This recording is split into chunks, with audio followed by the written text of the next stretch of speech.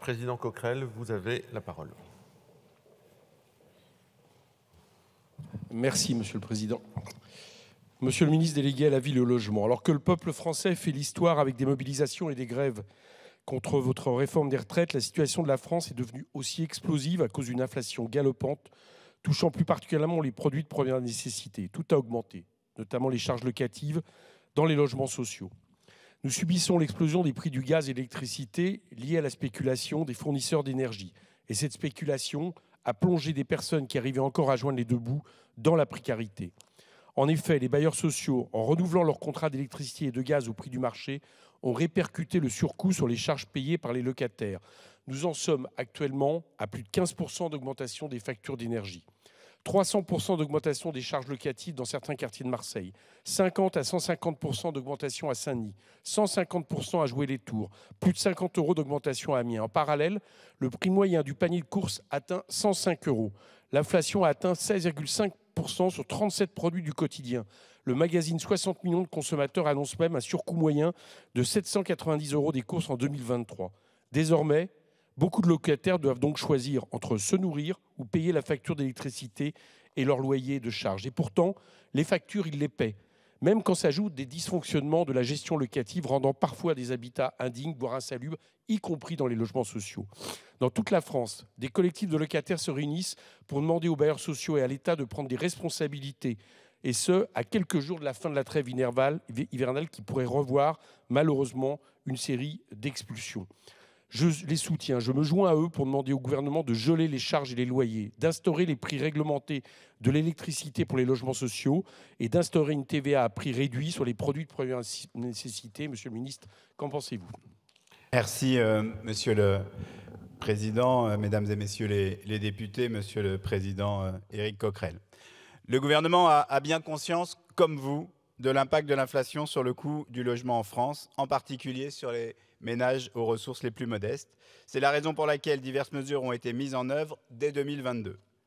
Ainsi, pour pallier les effets de la hausse des tarifs d'électricité et du gaz, un bouclier tarifaire pour les prix du gaz a été mis en place dès le mois de novembre 2021 pour les particuliers.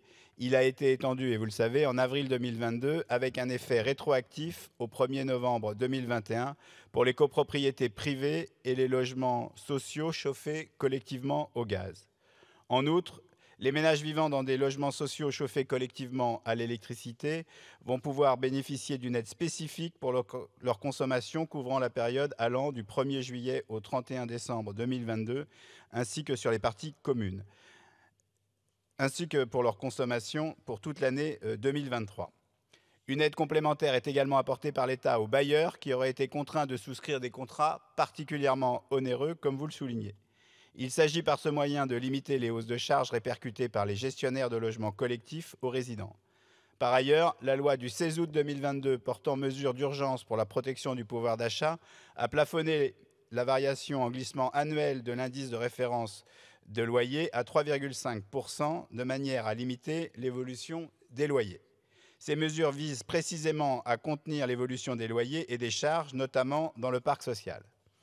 Enfin, je continue de travailler avec tous les acteurs, notamment les bailleurs sociaux, pour bien mobiliser les dispositifs évoqués et, le cas échéant, les renforcer avec une intention forte aux impayés. La commission de prévention des expulsions locatives se réunira tout début avril. Il y a un enjeu à ce que les bailleurs jouent pleinement leur rôle d'accompagnement des locataires.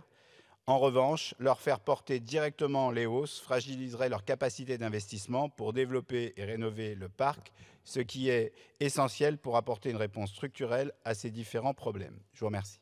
Merci, Monsieur le Président. Vous avez encore un petit peu de temps. Oui, Monsieur le Ministre, votre réponse ne me satisfait pas, c'est le moins qu'on puisse dire, quand vous dites le cas échéant, nous allons prendre d'autres mesures.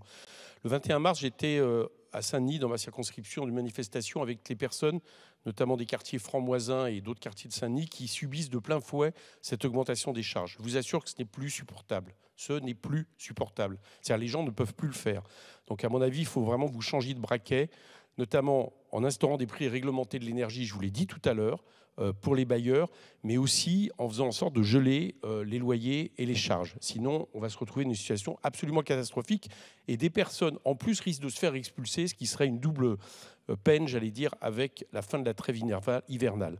Voilà, Monsieur le Ministre, une situation sur laquelle je voulais vous alerter. En pleine mobilisation sociale sur les retraites, on en parle moins, mais le problème des logements dans nos circonscriptions, c'est le problème numéro 1.